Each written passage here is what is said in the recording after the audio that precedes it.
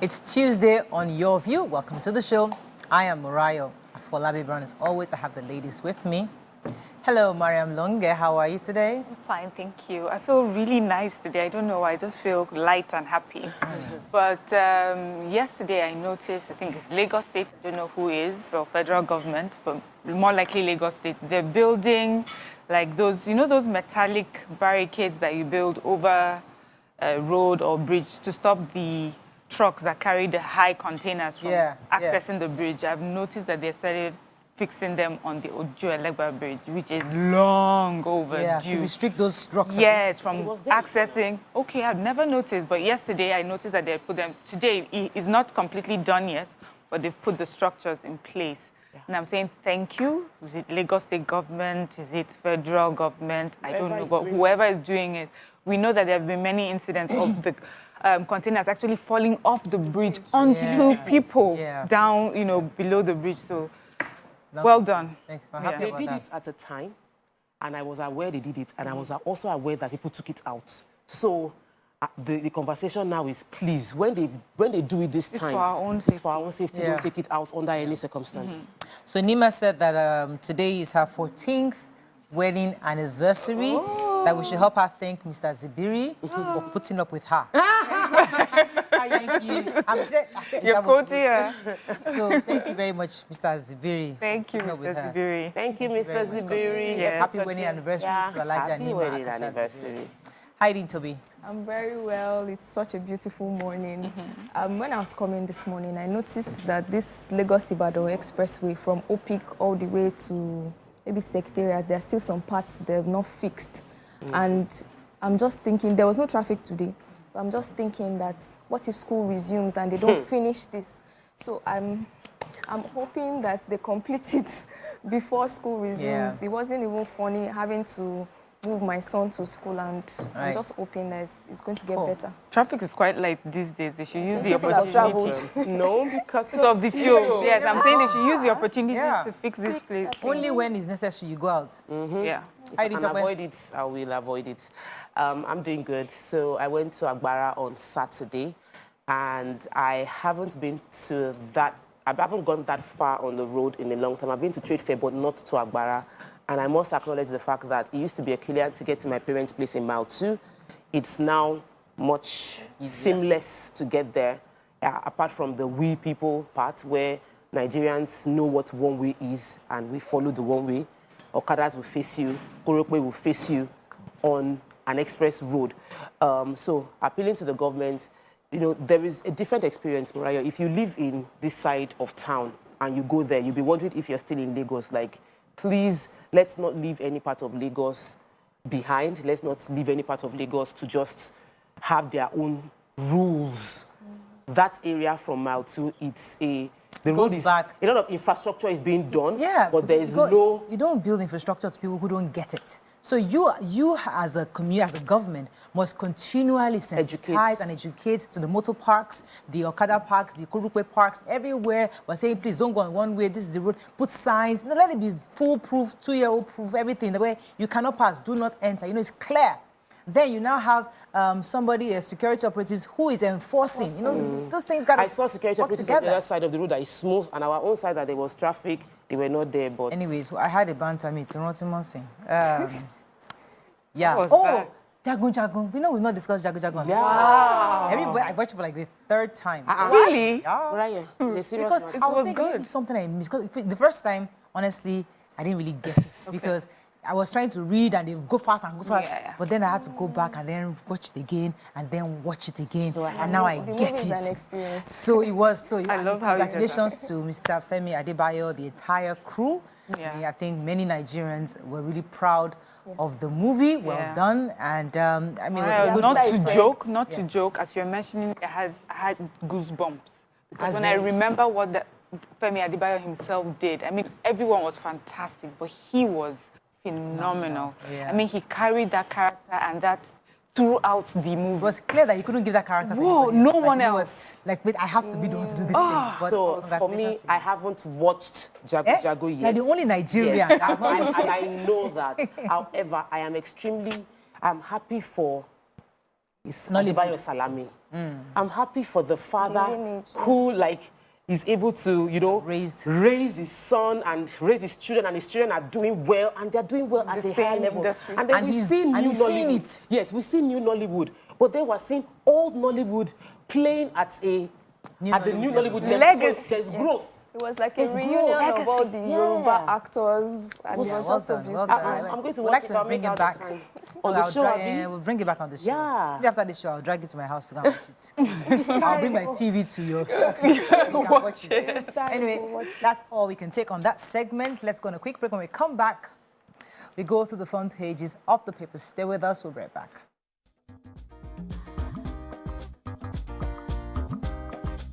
Stay tuned. Your View will be right back. Thanks for staying with us. We're going to start with The Nation. Forex crisis, CBN likely to flood markets with dollar. U.S. presses ECOWAS to pile more pressure on the Niger junta. Customs intercepts ammunition stacked in 20 sacks in Ogun. Air Force probes helicopter shutdown claims by bandits. Utudeko, Tedola Field at center of FBN AGM. First Lady hails Super Falcons for superlative World Cup performance, and the picture is here. And marketers pulled petrol ex-depot price at 600 naira, while Akeredolu's wife, hopeful governor, will return soon. That's exciting. Okay, which story are we starting with? The Nation. Who has any story there? I do. Okay. So this story says operatives of Ogun, Area 1 Command of the Nigerian Customs Service intercepted 1,245 rounds of ammunition hidden inside 20 bags of rice. So the story is that this, on Saturday, there were some cars that were intercepted, 5 old vehicles, they said. There were 2 Toyota Camrys and 3 Mazda cars. And in the cars, they were loaded with 203 bags of foreign parboiled rice. And then when they, looked at the bags of rice, they found ammunition hidden within the bags, within 20 of the bags. So they say where they were found was an area just near the exit into Benin Republic. It looked like they were coming into Nigeria, but maybe they had gotten word that there were customs around there, so they abandoned the vehicles and ran into the bushes. So customs was able to investigate, look through it, and found these ammunitions in 20 bags of the 203 foreign parboiled rice bags that they had in the car. So this is good news. I hope that they will get further intelligence so that they're able to arrest these culprits. Where are they taking this to? What is it for? Is it supposed to end up here in Nigeria? And I don't know, are we still allowed to bring in rice, foreign rice, into our country? Has that been lifted? People still smuggle. I don't know. I mean, that they were willing to use foreign rice, and I'm wondering, did they let them bring that in as well? All right, let me take the story from the U.S. The U.S. has endorsed the plans by ECOWAS, or have actually endorsed the steps being taken by ECOWAS to restore democracy to Niger Republic, according to the U.S. Secretary of State, Anthony Blinken. In a statement by his spokesperson, Matthew Miller, said that more pressure should be applied to ensure the release of President Bazoum, and also knowing that his family has been detained, his entire family, I didn't even realize the entire family was detained in the house for this long. According to the statement, he said that the Secretary commended the President Tinubu's leadership on ECOWAS summit. He noted that the importance of maintaining pressure on the National Council for the safeguard of the homeland to restore constitutional order and to see that the president is released. ECOWAS, as you know, has imposed quite a number of economic sanctions on the junta, which yesterday announced its willingness to have a dialogue and discuss with ECOWAS. The coup leaders said that they were gathering evidence enabling them to persecute Bazoum for high treason and undermining the internal and external security of Niger. So it's ongoing, but at least it seems like some of the world leaders are endorsing ECOWAS's move and stance on this. Okay. The First Lady salutes Falcon sportsmanship at World Cup. So the First Lady, Senator Oluremi Tinubu, celebrated the female team, Super Falcons, for their progress, for the progress made at the World Cup. and she had a reception for them at the presidential villa yesterday, celebrating them, noting that they're now models, role models to the younger girls in Nigeria. And she also went on to say that victory isn't only about scoring on the field, and that their unbreakable spirit and unity demonstrated at the World Cup makes them successful. This is just so beautiful to see for a sportsman to be recognized by people in authority. I also had that experience where I played NUGA, Nigerian University Games basketball in the university. Okay. And when we came back, the VC invited us, and it was just like we had made it in life, you know. So seeing the First Lady doing this just makes, Honor is really important. It is. So I want to take the story, the major headline about our forex crisis. Obviously, we know that yesterday, in the official IE window, dollar was going for 730. It was going for about 735. I want to get the figure right. Naira, while at the parallel market, 744 to a dollar at the IE window, and in the parallel market it was going for 935. And between June, when the Naira was, between June, when the CBN decided to, the government float the Naira, Nigerian Naira has lost about 40% of its value consistently, just within June and August. So we're having a crisis on our hands, and they are trying, the conversation is the CBN governor, the CBN acting governor right now is trying to find a way to solve the problem. He believes that we are not facing, the changes going in the market is not about economic challenges. It's not even a response to economic demand. For him, it feels like it is speculative demand from people that are trying to speculate based on dollars, buying it and keeping it to sell at a higher value is what is causing this challenge. And the CBN has been, the president has permitted the CBN to change some of the policies, to implement some policies to stabilize the currency's current volatility. And one of the key issues that have been raised is the fact that we have a scarcity of dollar, and we have some policies that are not creating a level playing ground for everyone to still have access to the IE market. Bureau de change people don't have access to it. Then they also spoke about the fact that in flooding the markets, the money they need, because in the past few weeks, they've been selling between $60 million to $80 million, and that is still underperforming the amount of dollar we actually need within the official window. So I don't think the issue is that it's not non-economical. We actually do have a dollar crisis, and that is one of the reasons the price of Naira keeps dropping per day. The Punch. CBN clamps down on speculators, restricts diaspora remittances. Ogun Kebbi customs seizes ammunition, petrol, and foreign rice. FG extradites siblings to U.S. for sexual extortion trial. Osho invokes no work, no pay for striking poly workers. Diesel price hits 950 naira per litre. Manufacturers fear job losses. NLC protests proposed fuel price hike, threatens fresh strike. And bandits allegedly down NAF, that's the Nigerian Air Force helicopter, kill 13 soldiers. Okay, which story are we starting in Punch? I need to take this story of two siblings that are have been extradited or will be extradited to the United States to face trial for allegedly running a global sexual extortion operation leading to the death of a teenager, a U.S. teenager, Jordan DeMay. So the story is these two Nigerian brothers, Samuel and Samson Ogoshi. Samuel especially had reached out to this boy via social media through a hacked account, pretending to be a woman. In their conversation, had that boy send him some nude pictures, you know, and then eventually decided to blackmail him with it and said, I would, you know, show it to the world if you don't pay me a certain amount of money. The boy gives him $300, and that he said that's all he could afford. And this Samuel insisted that he must give him more money. And the boy says, I'm going to kill myself. He says, you better hurry up and do it, or I'll find a way to do it for you. This 17-year-old boy took a gun to his head and shot himself dead. That's how his family found him. FBI and thankfully also here in Nigeria, the Nigerian counterparts have been working hard, and they were able to find these boys and they have been found guilty here in our Nigerian court and are going to be extradited. Wow. The U.S. is very happy with how swiftly we have helped them, treat this case.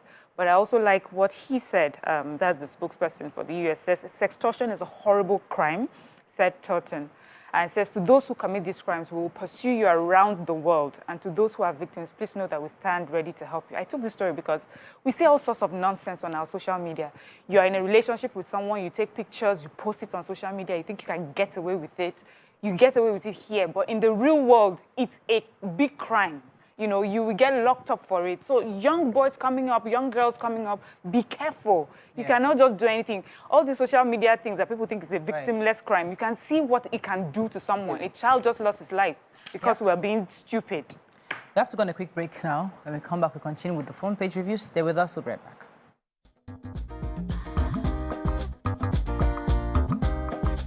Stay tuned.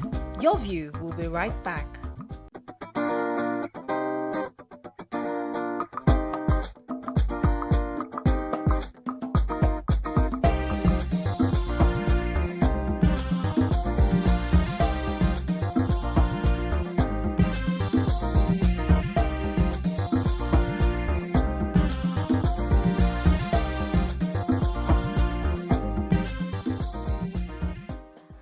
Thanks for staying with us. We're still reviewing Punch. Let me take the story concerning NLC. So the Nigeria Labour Congress, led by the President, Joe Ajaero, has said that they will commence on a nationwide strike without any formal notice if marketers increase the pump price of petrol without concluding the ongoing negotiations. This was said by the President, Joe Ajaero, and he was admonishing the federal government to stop the falling value of the naira. However, the marketers said that the dealers who are seeking to import the petrol, the PMS, were being forced to put the plants on hold because, remember, we are hoping that once they open up the imports for more marketers, the price will eventually go cheaper. However, the importers are saying that they have to put the plants on hold due to the scarcity of foreign exchange to import the commodity. According to them, they said that the CBN importers and exporters official window for the foreign exchange will boast about a lower rate of $740 to the naira per litre, had remained illiquid and unable to provide the $25 million to $30 million required for the importation of the PMS by the dealer. So that's a problem. So 1 second, we're trying to get them to have more marketers import fuel. Unfortunately, they're not able to get the dollar they need to actually import the fuel from CBN. So it's just a crazy situation. However, NLC is saying that they will go on strike if the prices do go up as speculated in the market. Any other story in Punch? Yeah, diesel prices have been speculated that it will be hitting 950 to the litre. And manufacturers are now scared that they will have to shut down. People are also scared that there will be job losses. The oil marketers on Monday had said that based on foreign exchange crisis in Nigeria, they are going to be implementing the recent implementation of 7.5 value-added tax on automotive gas oil, popularly called diesel. So they said that they are going to push the price of diesel to be between 900 and 950 per litre. And this is going to affect manufacturers because many of Nigerian manufacturing companies power their manufacturing plants with diesel. And they are already crying under the fact that dollar is going for almost 900 naira. And to buy diesel, which is currently selling at 650, jumping to 900 to 950. They are also speculating that there will be job losses. There will be job loss as well as the impact of manufacturing companies shutting down. This is not good news at all. It's coming from many different manufacturing sub-committees. The textile manufacturers are saying that they cannot afford it at all. And also those that are into food manufacturing also say they cannot afford it at all because they can't push that cost into the products that they are manufacturing, and they might just have to shut down. They are complaining that if the refineries were working, it probably wouldn't be this hard. But there's a bit of good news, just to finish my previous CBN story, in that based on the current government's plan with the CBN, there will be an injection of dollar into the market, and they said it will crash the price of dollar and create losses for those that are speculating. So the award is enough for the wise. If you are hiding the money, quickly go and sell the money when you can still get value for it now. So, still punch? Yes. Okay. Osun invokes no work, no pay for striking poly workers. The Osun State government has invoked the no work, no pay rule, stating that the striking employees of the Osun State Polytechnic won't get paid. So there was a suspension of their rector, Dr. Tajuddin Odetayo, over alleged abuse of office and financial misappropriation. And so the employees decided to go on strike because of that. And the government went on to say that if they did not resume yesterday, they were going to implement the no work, no pay, but still, they didn't go to the office. And so the government is still hounding on that, that's what they're going to do going forward. Daily Sun, moving on quickly now, military jet on rescue mission crashes. Tinubu has crushed expectations of Nigerians, says ex-APC National Vice Chair. Drug hawkers, fruit sellers killing Nigerians silently, says NAFDAC. FG raises flood alert in 19 states, 56 communities. FCC, we receive salaries without working, beneficiaries of job racketeering, tells reps. Panic grips motorists over anticipated fuel price hike. And court orders CBN to pay 2.8 billion naira to 313 reinstated staff of the Federal Union Mass. Okay, let me start with the major headline. So the military saying that the Nigerian Air Force yesterday had confirmed the crash of its Mi-171 helicopter on a casualty evacuation mission in Niger State. Edward Gapquet, spokesperson of the NAF, in a statement said that the helicopter crashed near Chukuba village in Shiroro local government of the state. He said the aircraft had departed Zungeru Primary School en route to Kaduna, but was later discovered in Chukuba village. Rescue mission efforts are currently ongoing to rescue the crew and passengers on board the helicopter, while preliminary investigations have commenced to determine the probable cause of the crash. Daily Sun? Yes, I do. So it's NAFDAC. So the DG for NAFDAC at a media sensitization workshop in Bauchi has raised an alarm that drug hawkers, fruit sellers are endangering lives of Nigerians. And she says they're doing this how? So fake drugs. Nigerians are hawking fake drugs, Nigerians are buying them. Then fruits as well. The fruit sellers are ripening fruits using what she calls calcium carbide, and that's very dangerous to our health. She says also there's this thing called, I think she mentioned, she says bulk industrial food. So it's things like cereals, oats, milk, beverages. Usually they would give you like an import permit to bring all these things, and you bring them in boxes, the retail boxes. But you find them in Nigerian markets, not in boxes, but we have them in sacks. Yes. In sacks. And so you buy your milk in mudus or cups and things like that. She says that we should stop doing that. We're doing that. There should be fear of contamination, you know. All these endanger our health, that they're doing their part to make sure that they're enforcing the law, they do market raids, but she's specifically calling on journalists and the media to help them be like the frontline fighters for this. Please help, she's saying, make this known, sensitize people, let them understand how bad this is for our health. Because they are marketing those things on social media, that you can buy your cereal instead of buying it in packs like yes. expensive, they give you in bags. So FG raises flood alert in 19 states and 56 communities. National Emergency Management Agency, NEMA, has said that these communities are likely to experience heavy rainfall that can lead to flooding within the month. They include Delta, Ekiti, Ondo, Lagos, Ogun, Osun, Nasarawa, Kwara, Cross River, Bauchi, Jigawa, Sokoto, Zamfara, Benue, Abia, and I hope that the state government can actually do something ahead before the floods actually come, because we see it recurring every year and people have to move from their houses. I hope this year will be different following this notification by NEMA. Okay. Please, I need to take this story. It's a We the People issue. So 14 people were receiving salaries without any job placement. It is still part of the investigation that the House of Rep is doing into the Federal Character Commission and the job racketeering that was taking place. So one person, his name was mentioned, Mr. Badamosi Jallo, said that Mr. Haruna Kolo, the former FCC IPPS desk officer took him to the desk, enrolled his name on the platform, and he was collecting salary without any job appointment, without any office, and 14 others were doing the same as well. They said that later they got a letter issuing that they had gotten a position with the National Institute of Oceanography. You know how we have all those agencies that nobody's doing anything but are paying salaries. So, and he never worked, but he was getting paid, and he paid money into this Haruna Kolo, the former FCC IPPS desk officer's account to get the position for himself.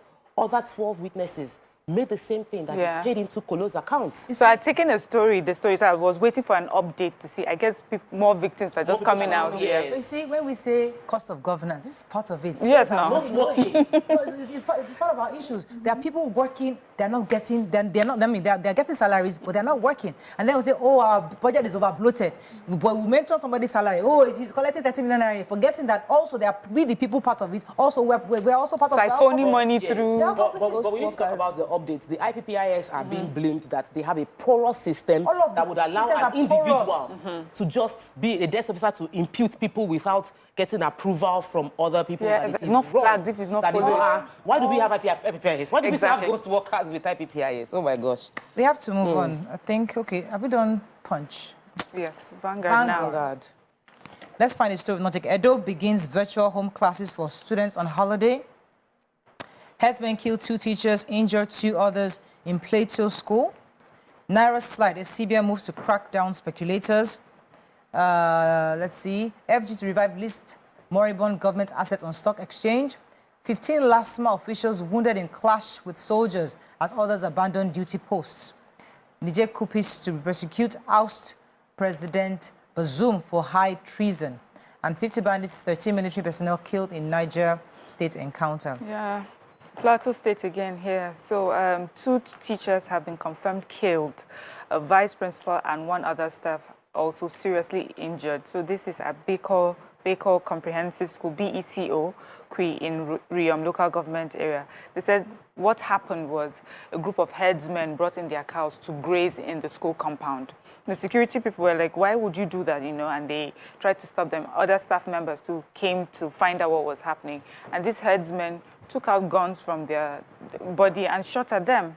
And so we have 2 of them in hospital right now and another killed. So the police spokesperson said he had not heard about it. The school principal had confirmed that this attack actually happened, and those who are injured are in hospital, one at the Jos University Teaching Hospital, receiving treatment. So I guess we will hear from government how to address another incident of headsmen versus It's 9:32, we have to wrap up. Any other important story, Gadoro? The Edo begins virtual home classes. Sorry? Edo is doing home classes. Home classes through WhatsApp. because of petrol issue. Yeah, they did it during COVID too, so I guess they're also They have a structure. They have a structure on ground already, so I guess... And Lagos and Kwara also are doing the same thing. It's all Because of the petrol? Eco not Excel. Yes. It's the same... Kwara Learn. Because of holiday. Kwara Learn. Oh, So it's under the same technical partners. Eco, Edo Best, Eco Excel, and Kwara. So it's under my people. So it's the same machinery. It's the same machinery, my new blue people. All right, let's go on a break.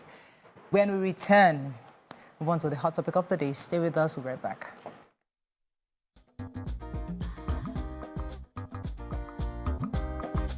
Stay tuned. Your View will be right back.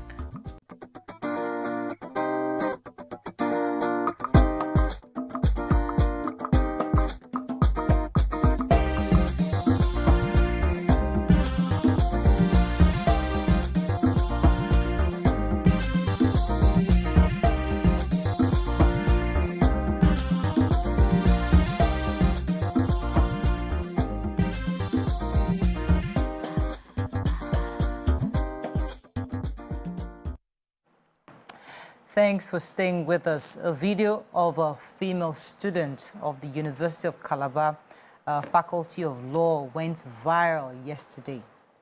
In the video, students were seen protesting against their dean, Professor Ndifon Cyril. According to the report, he allegedly is notorious for sexually harassing female students, and they're saying enough is enough. Now, these students are being threatened, according to messages out there, with expulsion. Now, what are your general thoughts on this? When this went viral, everybody was talking about it, and this is not the first time we're discussing sex for marks on this show. We've discussed it several times, we've addressed several issues, there have been several cases which are still pending in court as I speak on matters relating to sex for marks. But this went viral yesterday, and we'll be having very soon on the phone with us the actual PRO of University of Calabar, who will be joining us. His name is Mr. Effiong Eyo. He'll be speaking to us on the phone shortly on this, but you can call us on 081-0764-1679, 090241634440. You can also tweet to us at TVC Connect. Please hashtag YourViewTVC so we can retweet. So we've seen the part of the protesters and the students. So we'll speak to Mr. Effiong to get the side of the school. Mr. Effiong, are you there? Hello, sir. I think we lost the call. Hopefully we can get it reconnected. But this is one of those topics that, you know, it clearly irks me, because you expect that by now schools would have put possible measures in place to check it. You know, we've discussed it over the years. We're hoping that this would have stopped. You know, people will be named and shamed. We've had a few named and shamed, but yet it's still happening. So it's quite painful. But let me come to the ladies. What are your thoughts on this? And hopefully we get Mr. Effiong in very soon to get us the perspective of the school on this matter. So there was the video was was posted on Twitter. That was showing the video on the screen was posted on Twitter, and it was talking about the fact that the protest is taking place. And I just had to scroll down to read the comments of other people, and many people were sharing their own stories, how they also had been harassed in school. One person was mentioned how she failed exams, and the lecturer told her that until she booked the hotel room, there was nothing that was going to be done. She would continue to fail until they reshuffled the lecturer before she was able to pass. And that in Nigeria, Nigeria is every country's worst scenario. And some other people are mentioning that they are hoping it's not a blackmail. So considering that it's a law, this is a law faculty, they are not ignorant of the law. They understand what the implications of what they are doing. They understand the risk attached to what they're doing. And if it wasn't something that was extremely important, they wouldn't gather in that number. Let me pause you for a second, because I'm told that Mr. Effiong Eyo is back on the phone, so that we can at least get the perspective of the school before we go into this conversation. Good morning, Mr. Effiong Eyo. Hello, sir.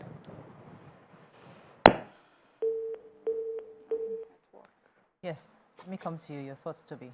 Okay, a lot of people will say that there's nothing new under the sun, that these things have happened 20 years, 40 years before now. We would hear stories of our parents also mentioning things like this that happened while they were in school.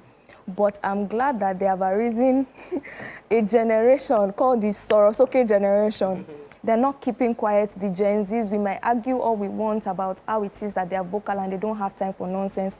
But I think that I commend the fact that they're able to witness these things and decide to speak up for themselves. And honestly, I do hope that with this situation, there's going to be something that will be done to put a lasting solution. I've had my own experiences too when I was on campus too.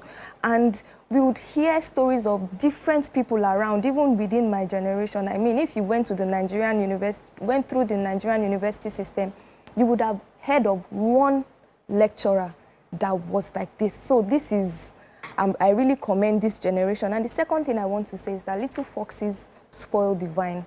There were stories about this man bringing up things like this in the past, but you know, somehow it was doused. And when we don't attend to the little things that may spoil our integrity, may spoil our names, it would become a public and national disgrace at the end of the day. In fact, for the entire country, because people outside the country also are listening to this and they're like, a law dean, a dean of the faculty of law. And I look at it and I say that, please, for us as individuals, because some of the things I try to do from situations like this is to take the learning points for myself. In my bit, as I progress along the journey of life, I try to say, what are the things that can hinder me from progressing, you know, that may dent my name at the end. And so I take it and deal with it before it becomes something that would disgrace the Please, community. Okay. She mentioned that this particular professor had been mentioned before. This was in 2016. Vanguard carried the story where parents actually alleged that professor, that a 400-level female student undergraduate of UNICAL, whose paper was allegedly torn by Cyril Ndifon, a professor of law and suspended dean of the faculty over sex-related matters, have vowed to get justice for their daughter. So the parents actually took up the case then. I don't know how it was resolved that we are having that same person brought back, and then there's a protest against that same person. So what you said was so important that we...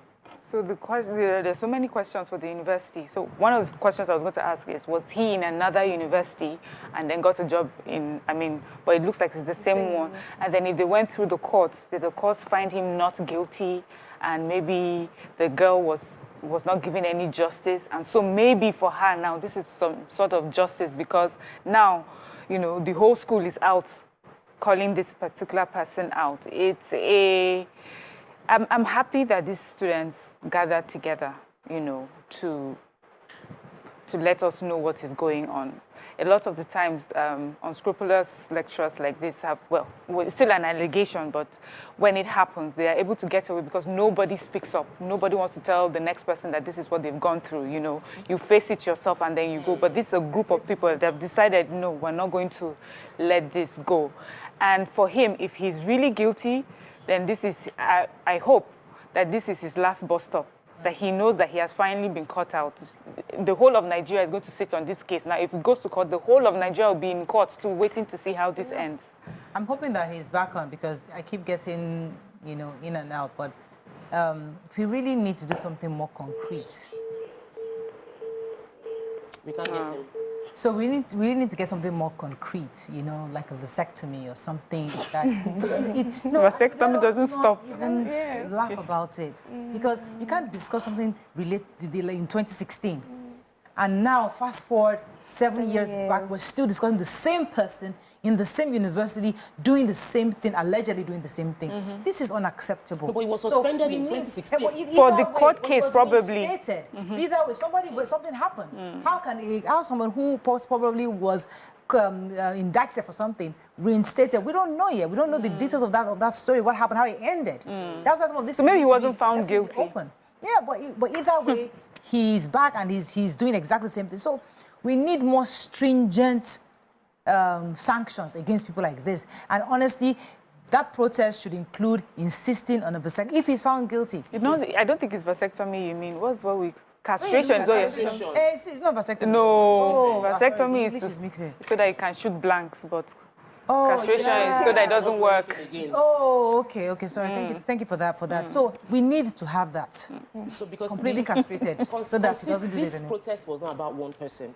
It wasn't one girl protesting. It was all the girls protesting that we are tired of this. Now, in the case of the 2016 girl, her test result was torn, and she was invited to his office to have a private receipt of the test. And that was what led to the investigation. And they said it would be reinstated if found not guilty. So the fact that it probably was reinstated was it was found not guilty. And usually proving this kind of cases are tough.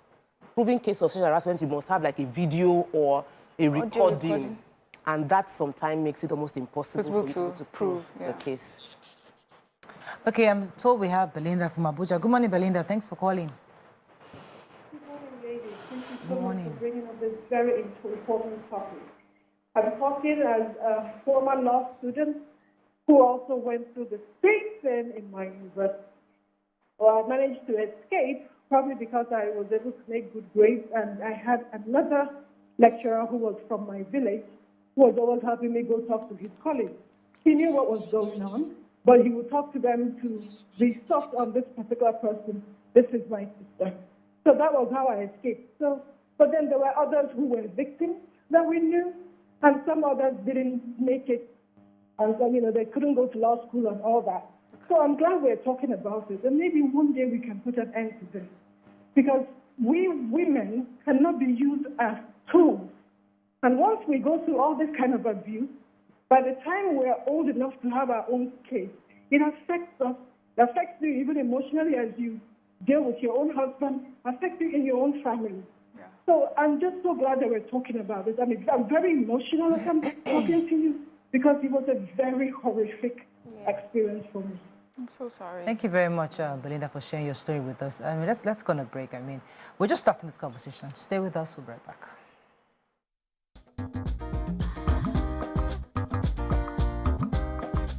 Stay tuned. Your View will be right back.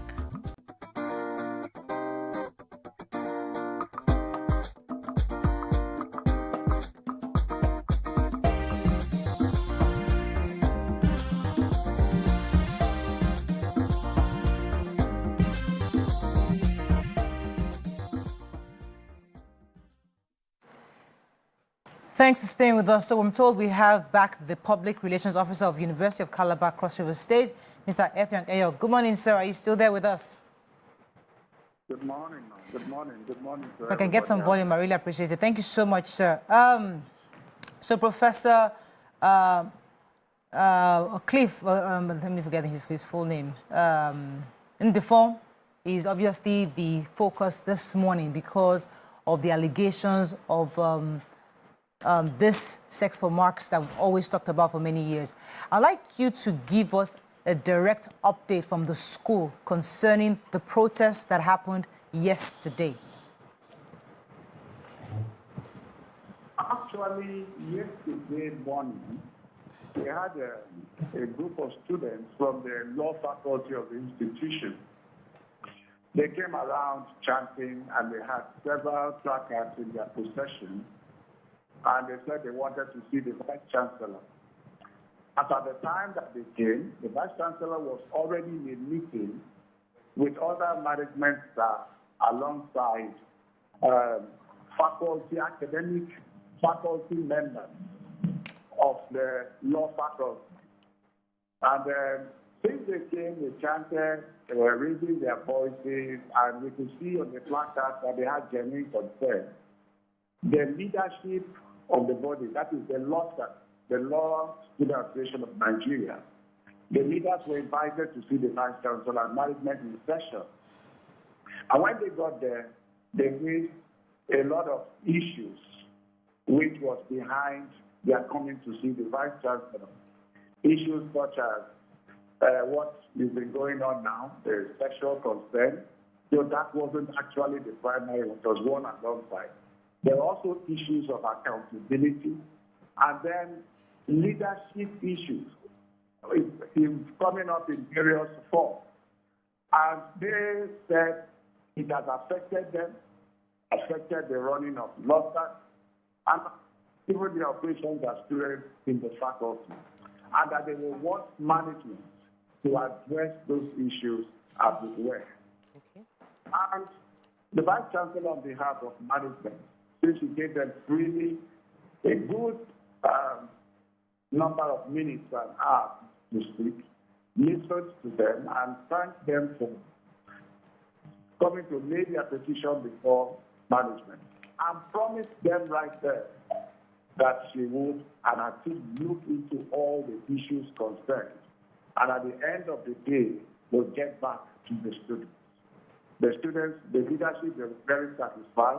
And she even walked down from there, came down and addressed the other students who were on the ground floor and told them that she would definitely address these issues. Okay. And will get back.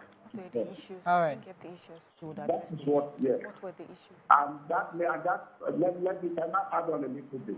The meeting dragged on. When they left, the that meeting between management and the staff of the faculty continued. It went very late beyond even official hours.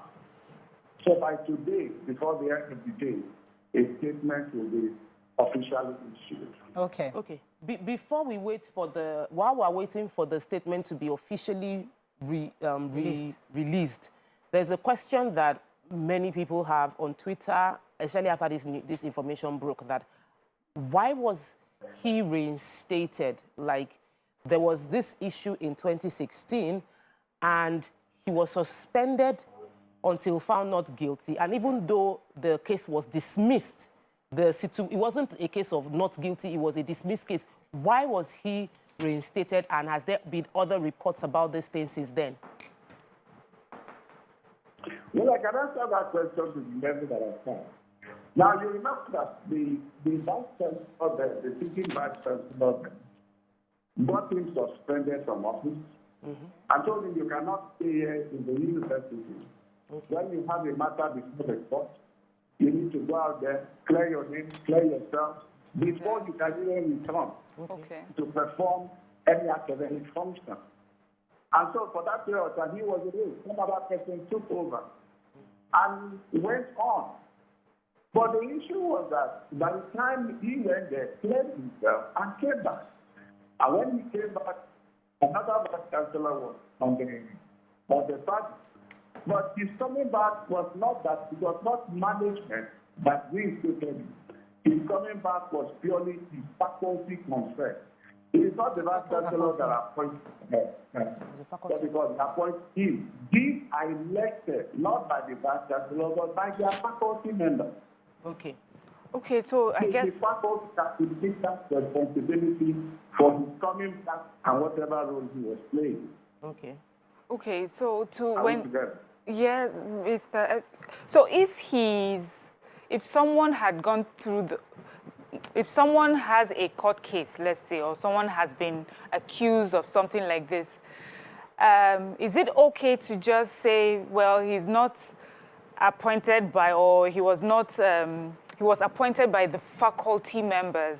Isn't there some sort of auditing, vetting that you do on the character of the sort of people that come into the university to work?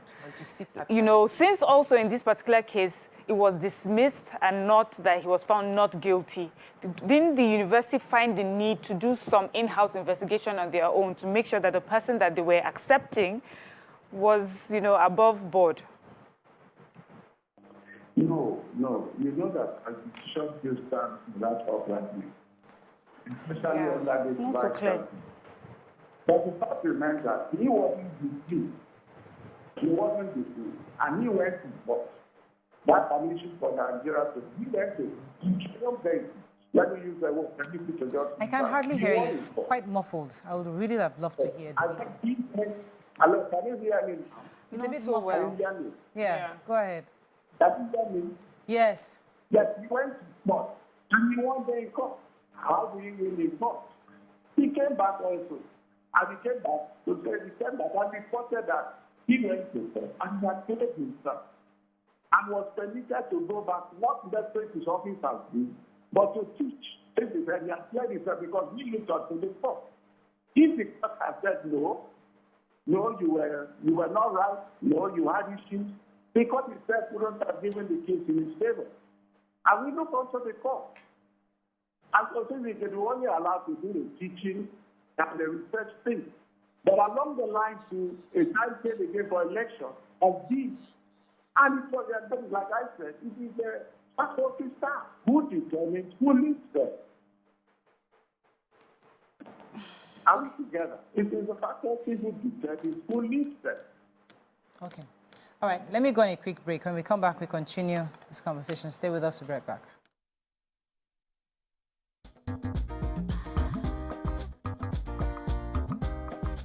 Stay tuned. Your View will be right back.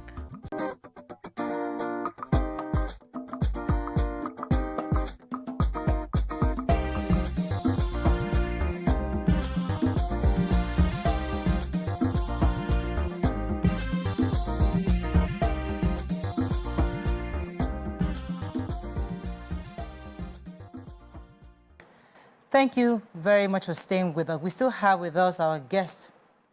Mr. Ifeng, are you still there? I'm still there. All right, so let me get one more question for you. Go ahead, Toby.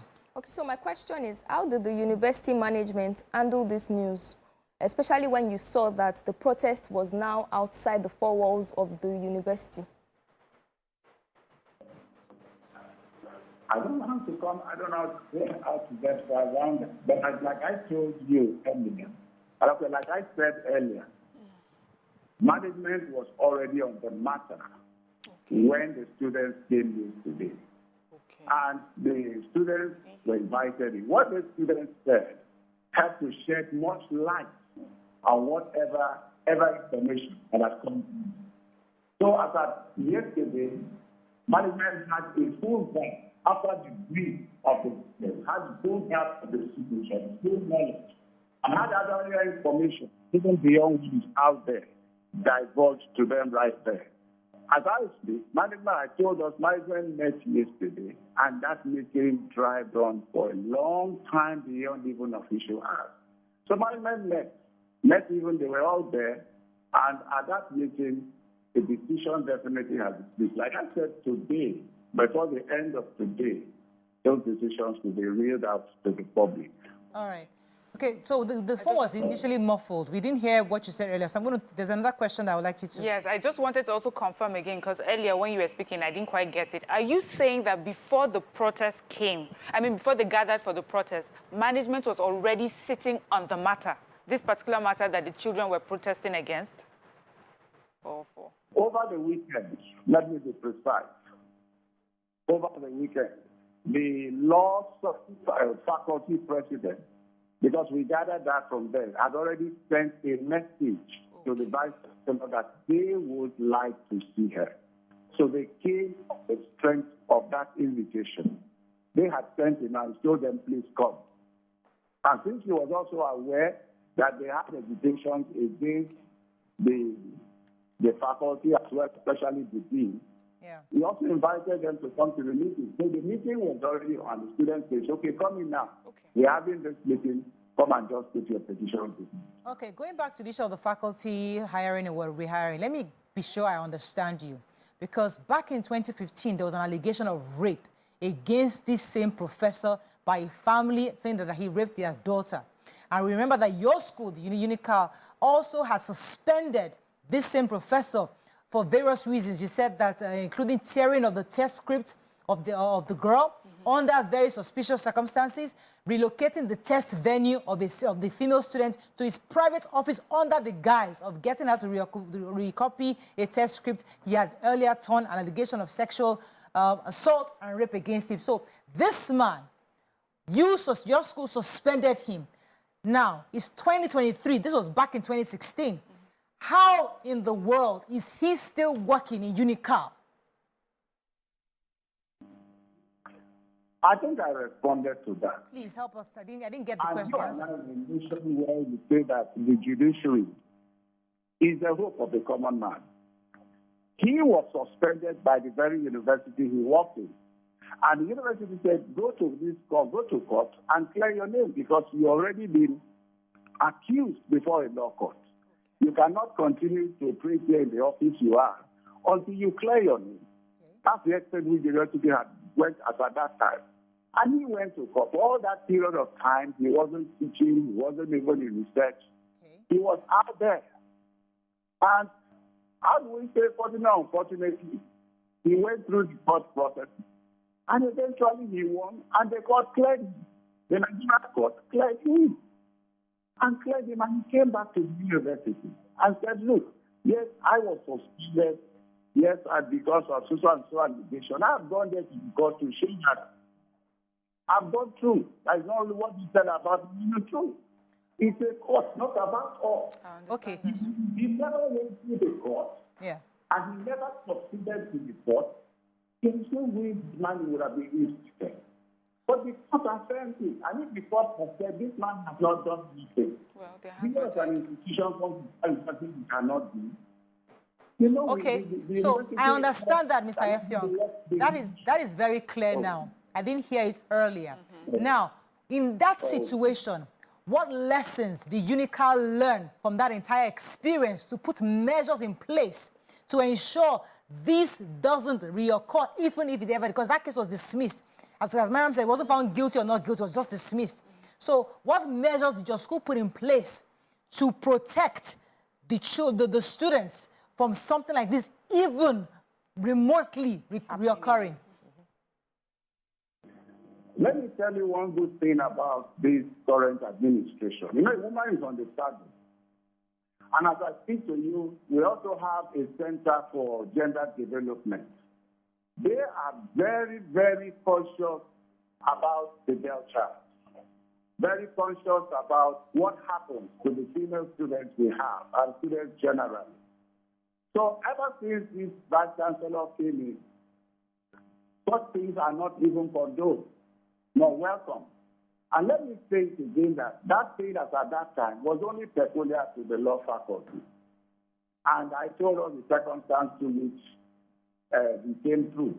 But you won't find that reported in any faculty. I mean, then, because of the disposition of the Vice Chancellor, because we've been telling the students, if there is any case of this magnitude, please voice out, speak out. And that was what empowered the students.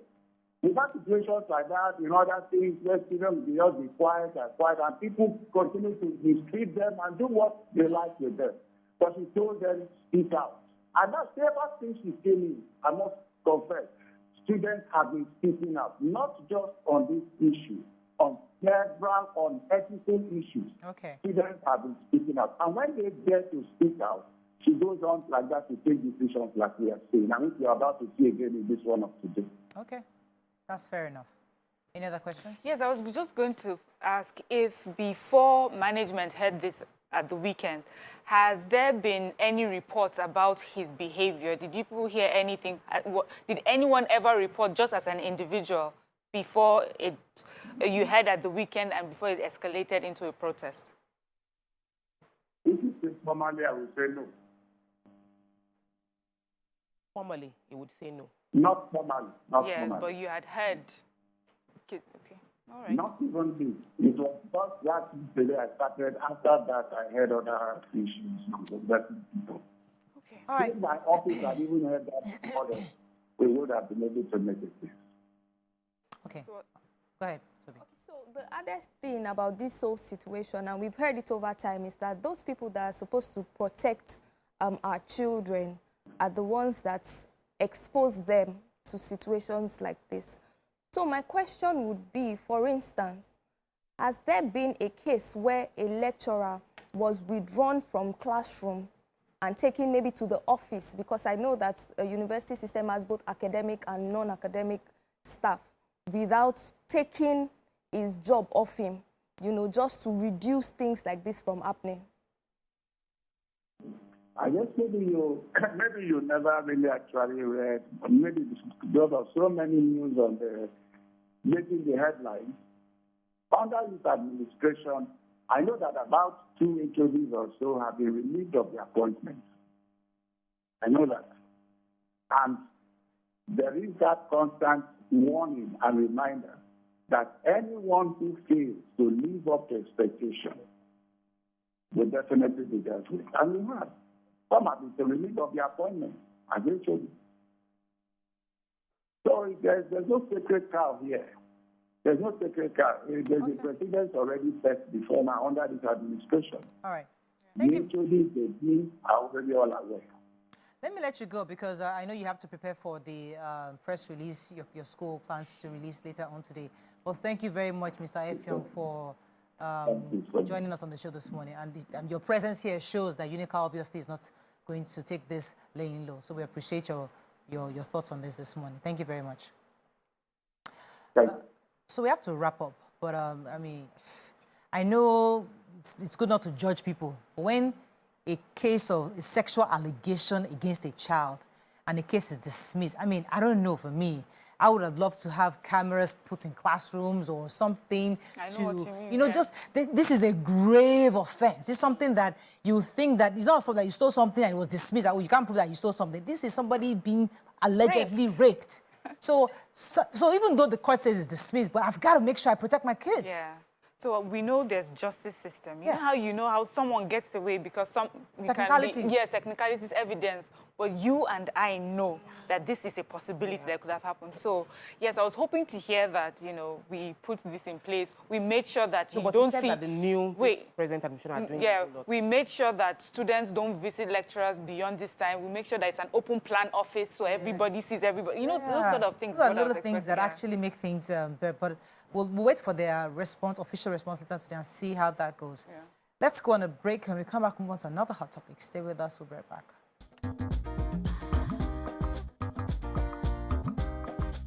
Stay tuned. Your View will be right back.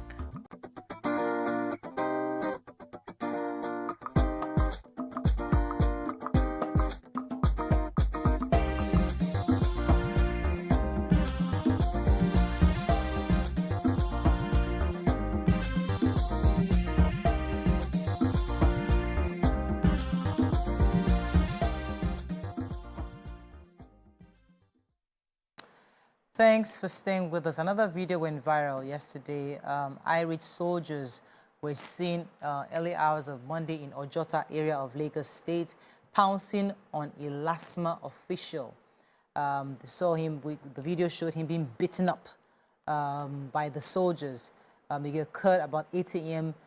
Yesterday. The soldiers, numbering about 8 of them, got hold of the LASMA officer and beat him for several minutes.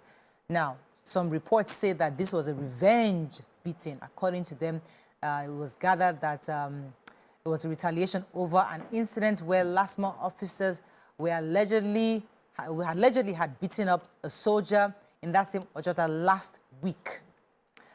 So that's what happened. Then we saw these men in uniforms beating up each other, and it brings back the conversation, you know, if the law enforcement are being unruly, how do you expect we, the citizens, those who are to be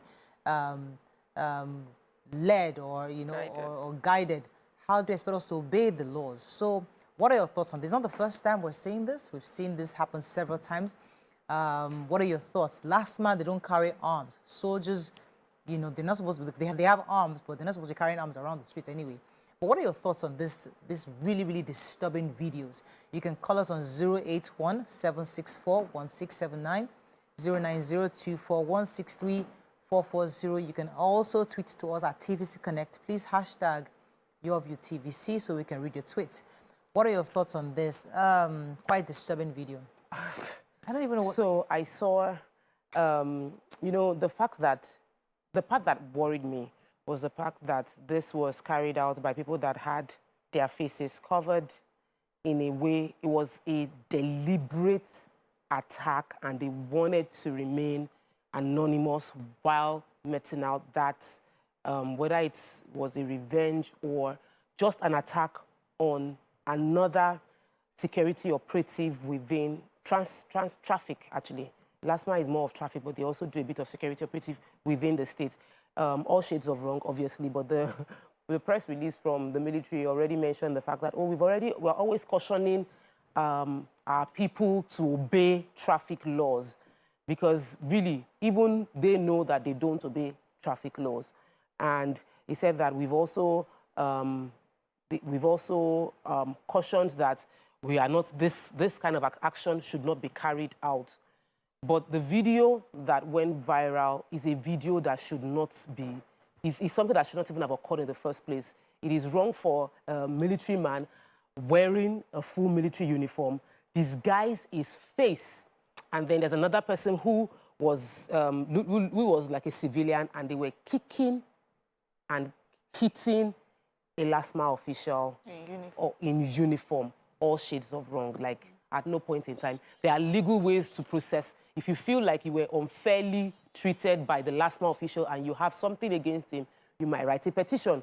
But the likelihood is even the military person were wrong at the time when the LASMA official carried out what he did. So they couldn't have gotten justice. Take this call for. I'll come to you, Mariam.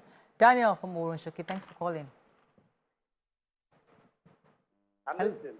Yes, you're live. Okay. I think I'm calling in the respect of the soldier and the last man, what happened yesterday. Yes. Okay. It's only in Lagos where we have thousands of laws, but none to be implemented. I don't see the reason why. I am not a soldier quite well, but I don't see the reason why a last man will oppose the authority on a soldier man. Last man doesn't carry a weapon, but they feel as if they have power more than police. They have corrupted the police people working with them. Because the reason why I'm saying it, I am a driver, and I know what I pass in their hands. Now, for them beating a soldier, knowing that if a soldier one died, that means the village where that soldier died, more than 20 will die. Because they will go and That's not right, though. That's not right, though. I think Yes. that's it. So he's just trying to He say said that the last man people are doing like they are stronger than the soldiers, and that he's a driver. He suffers a lot from the hands of last man while driving, last man officials while driving, and then he made a very strong statement. He said, you don't do anything to soldiers. That soldier, if a village kills a soldier, 20 will go over that. So there has to be a lot of sensitization. You know, there's a way it should be on paper, and there's a way it plays out in reality. So the truth is, first of all, the army talking about this was revenge fighting or not. If I'm last man, we just want to see the names of the people that carried out this assault. Let's start from there, and then let's see what you're going to do from there.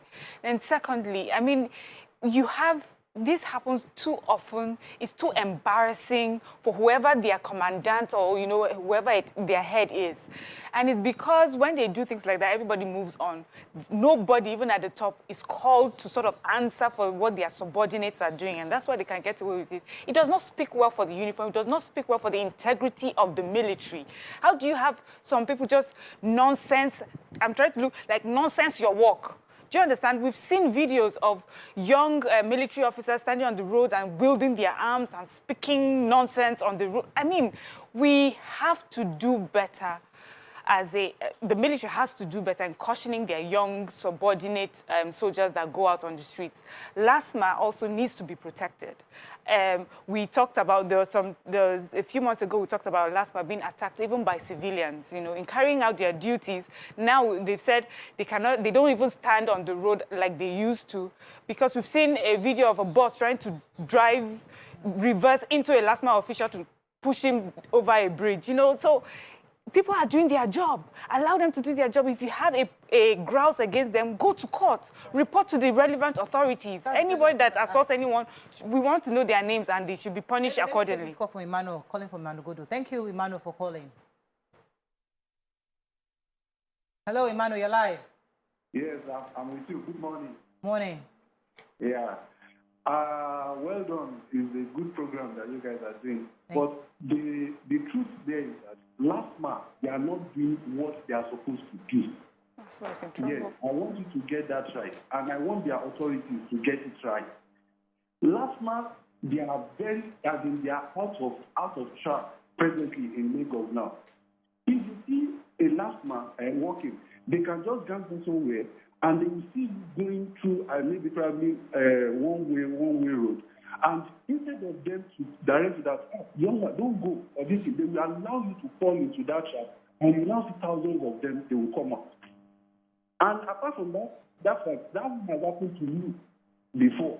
In fact, there won't be any sign. And apart from that, the way they will even treat that civilian, they will treat that driver, they will treat them like a mess. And it has happened to me before that they even collected money that is not going to government pockets. They will collect it from you. So what that man did to that, the soldier is unofficial from their side, and it's because they are not well trained. If you go to Oshoji there, you will see the way they are doing. So they say that I heard that even last month they have last month spy or last month Aja, they call them Aja, and mostly talks. It's very, very bad. Very, very bad. Okay. Thank you very much, Emmanuel. Your thoughts on it?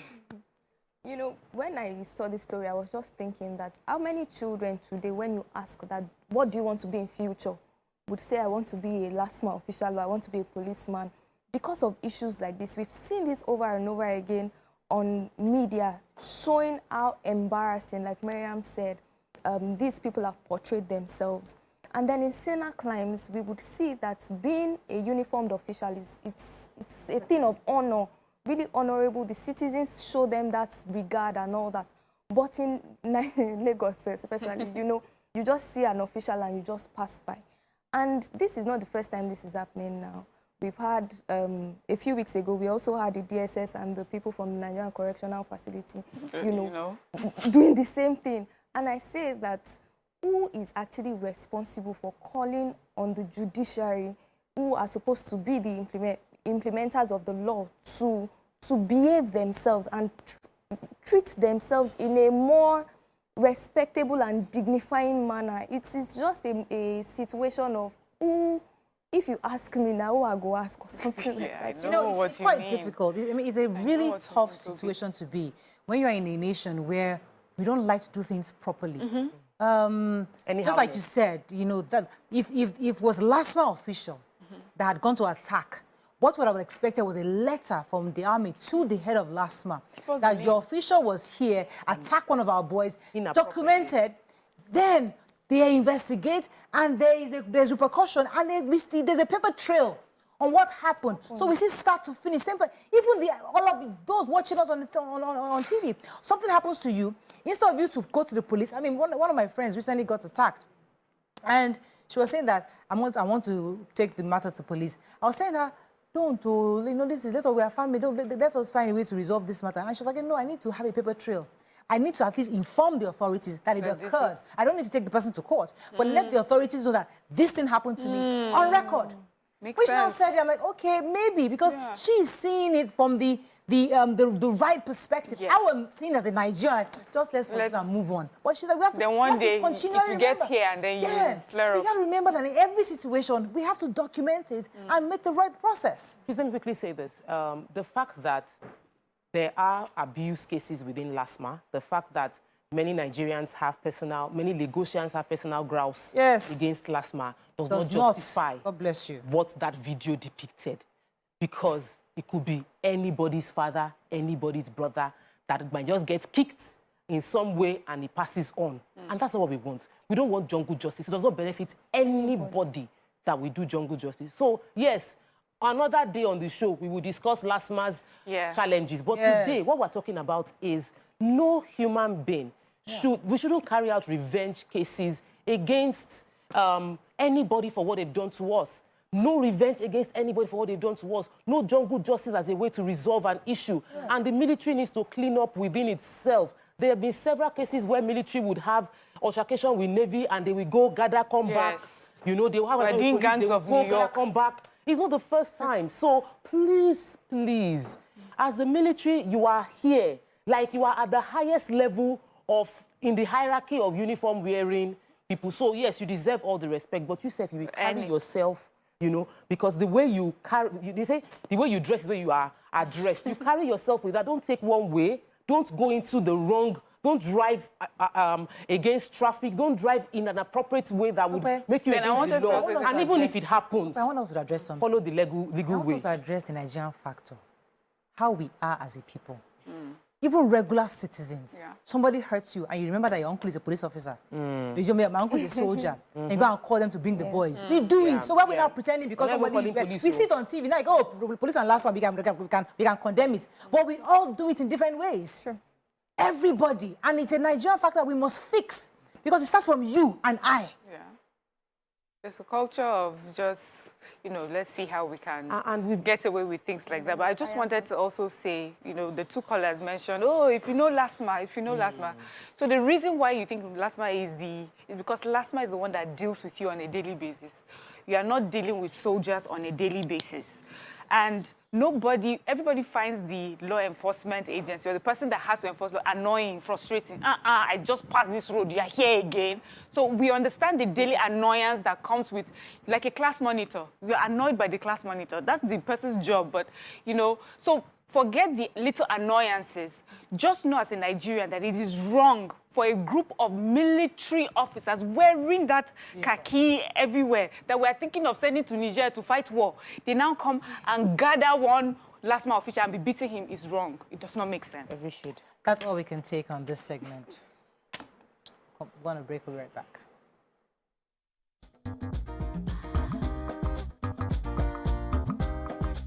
Stay tuned. Your View will be right back.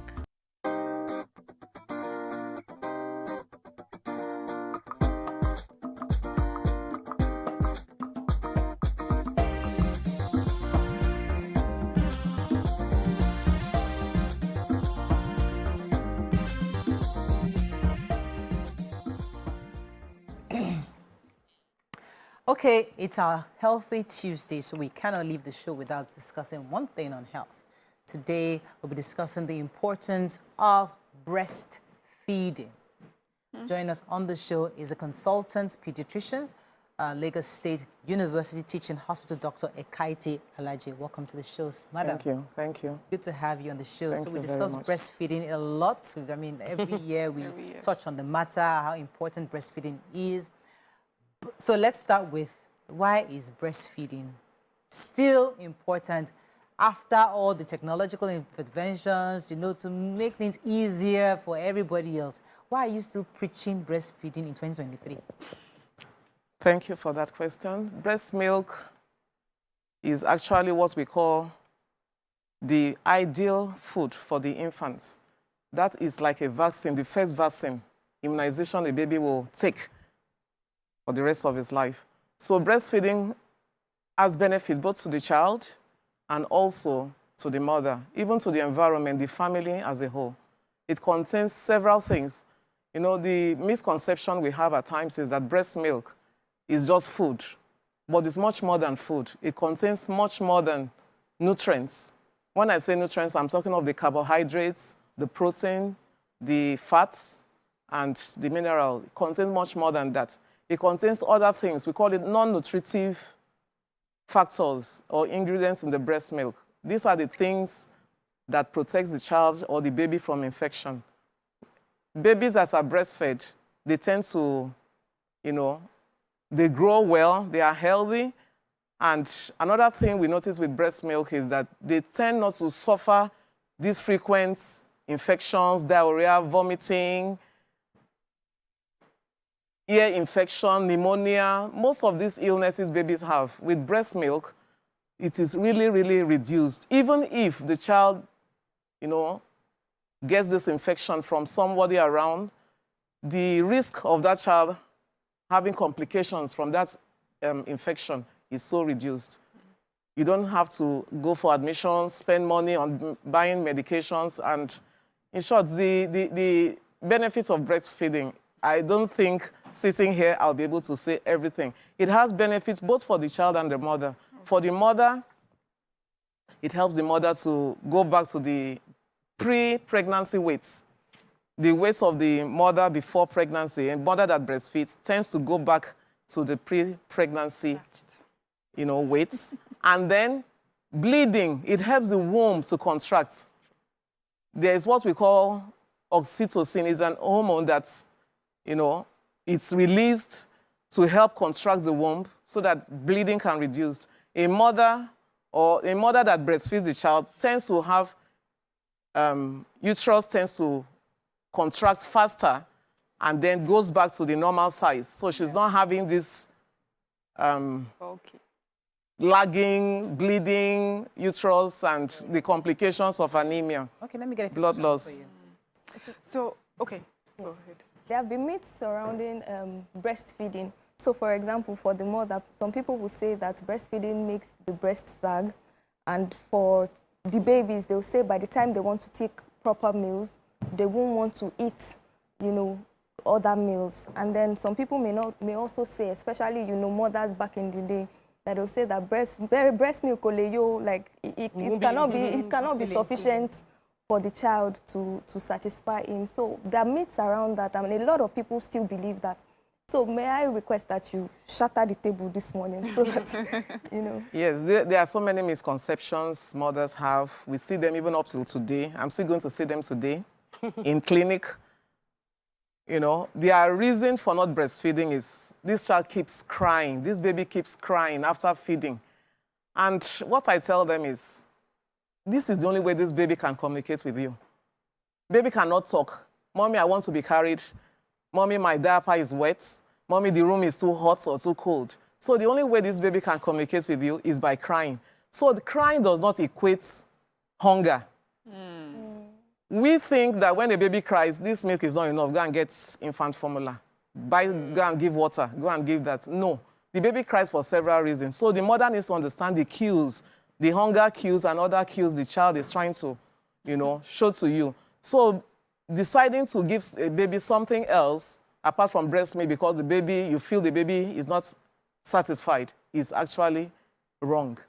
Now, the other question that when you breastfeed, you tend to have sagging breasts. I also don't accept that. Why do I say so? Whether you breastfeed or you don't, as you keep getting older, not just your breast, but other muscles, everything will sag. Keep sagging. Exactly. Gravity draws everything down.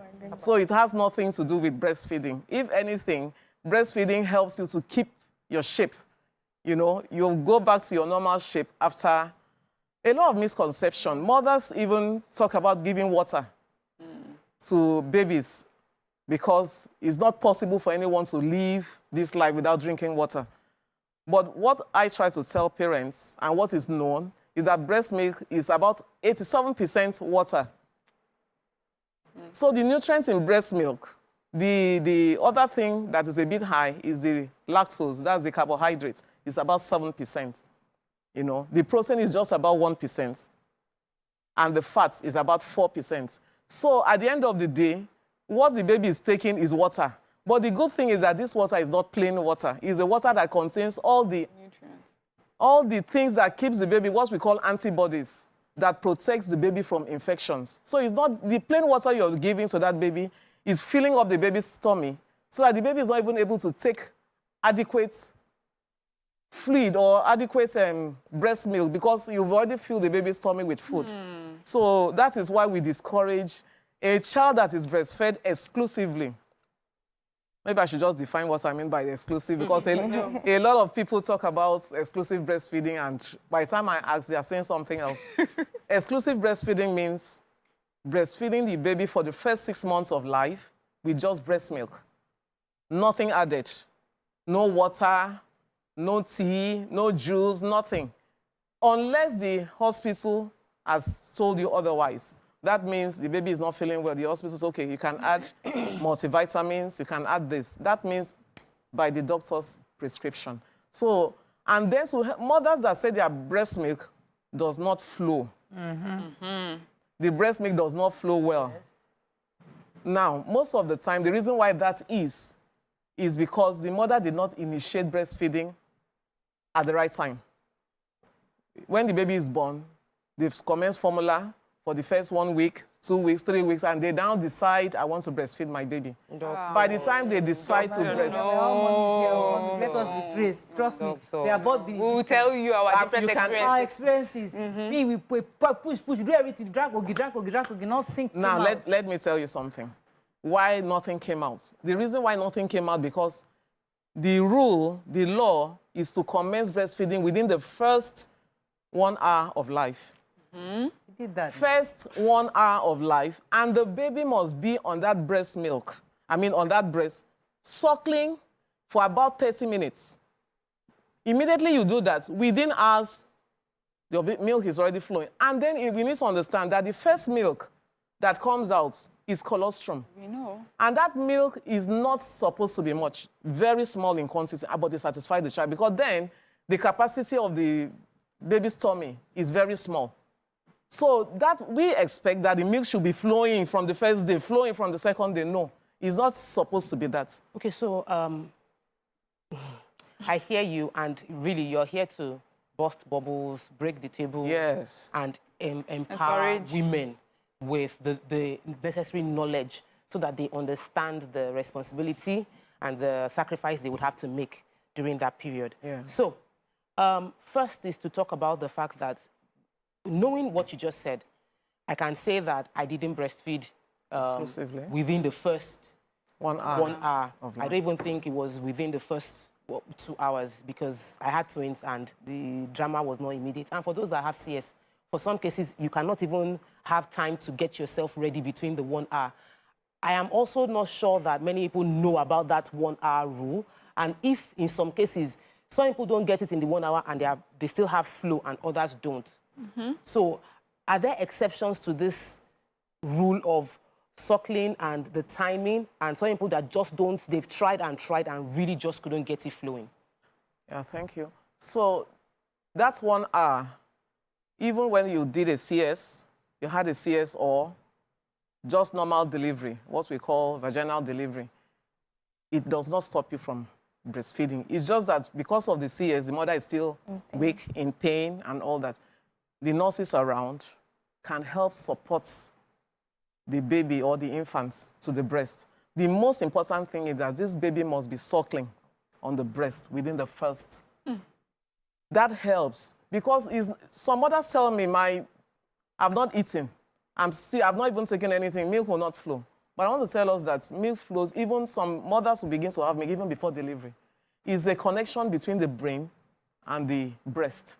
Brain and the breast. So it is that suckling activity that stimulates the brain to release the milk, and then the baby begins to suckle. So it is very important that we breastfeed our babies within that first 1 hour of life. But the theme of the World Breastfeeding Week for this year, the theme we had from the WABA is enabling breastfeeding. The sub-theme is making a difference in working mothers or for working parents, making a difference for working parents. Because most of the reason why our mothers will not even initiate or they stop breastfeeding early is because of work. So because of work, doctor, I'm going back to work in the next few weeks. You have money. I cannot continue to do exclusive breastfeeding. So I cannot give my baby breast milk. But I'm trying to tell us here, that is what we discussed about first week of this month, that it is possible to still breastfeed your baby the first 6 months exclusively, even if you're going to work. That's why we talk to the, this time we had to talk to the policymakers, the government, workplace, employers, to make the environment, the office environment conducive, make working hours flexible for these mothers. And then, this paid leave, thank God for Lagos State. Lagos State now gives 6 months paid leave. I think some Kaduna, Ekiti. 6 months paid leave is given. And then fathers, paternal leave, 2 weeks or 10 days working, 10 working days is now given to the fathers so that they can be able to support the mother. When we talk of breastfeeding, if the mother is thinking of so many things, she has so many things in the house to do, she's not in a state of mind, and that may affect the breast milk flow. But if she has the husband supporting her, family members supporting her to take care of other things in the home, this mother will breastfeed her baby. Let me take Tony from Jos. I'll come to you, Mariam. Tony, calling from Jos. Thanks for calling.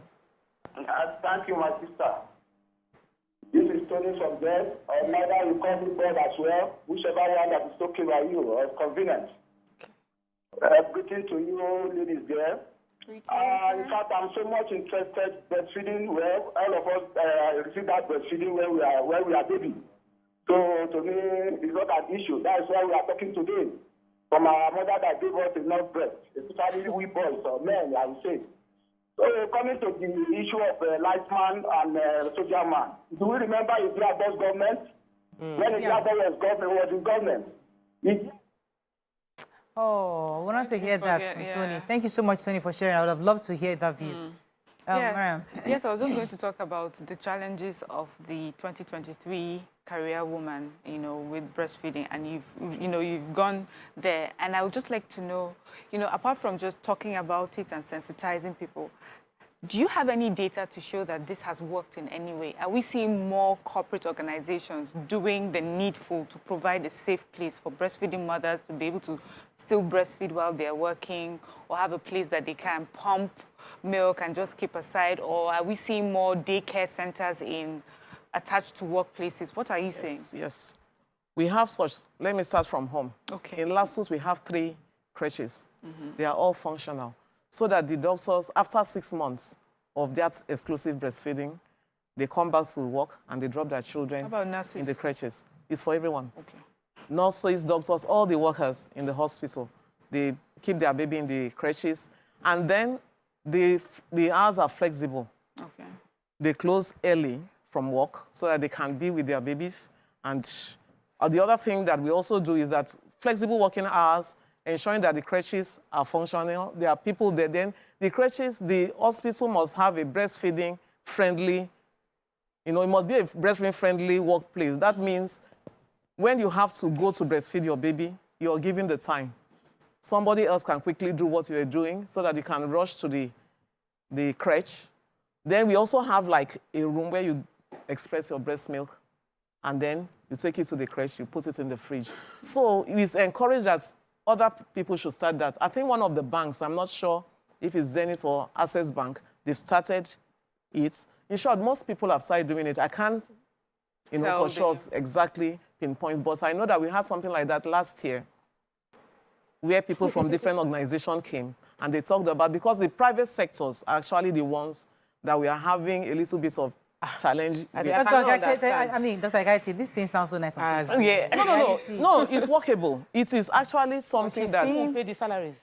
That's why we said the policy workers and policy makers, the employers, she's thinking I'm that... saying who will pay the salaries? Like, when you are pregnant and, when you have a child and I'm supposed to be paying you for the 3 months that you are at home, who will pay the salaries? Okay, now there's something we need to understand. The fact that you're breastfeeding or a mother breastfeeds the child, it helps you. That mother does not have to keep taking an excuse. My baby is ill. My baby, I have to take 1 week. My baby is on admission. Why is that baby ill? Why is the baby on admission? Because the baby was not exclusively breastfed, vomiting, coughing. Why? Because somebody made a mistake in constituting the infant formula. Yeah. So the work hour that is lost. And the infant formula is expensive these days. Very Actually, expensive. I Infant agree. formula is quite expensive. I actually, let me just say a testimony before the end of, because we're going to go out. And I had twins and we did formula, we mixed. But for my second, we had exclusive for 6 months. And the truth is we had less infectious disease, no diarrhea. Thank you very much. All I through love that. with the baby. And it was easier for me because the kind of work I did, I could always I carried him everywhere. I was expressing, had a little bag, and we're putting things inside. So, but there's some people that are watching right now, and anyway, I have to, before we have help. to wrap up, but you see, there's something you've not addressed. And what's that? Mother-in-laws. yeah. They don't listen. That water, that baby will drink it. You cannot tell me that you drank water, you're okay. Or give that child formula because nothing happened, because you can't come and kill this baby, So, what are you doing? Because mother-in-laws will not listen. That's why we are happy with it's actually, we call it family friendly. So, making it possible for the mothers, we keep talking. I'll give you an example. When I had my first daughter, my mom kept insisting, I must give this child water. Nobody survives without water. And sometimes I catch her trying to, quickly give the baby.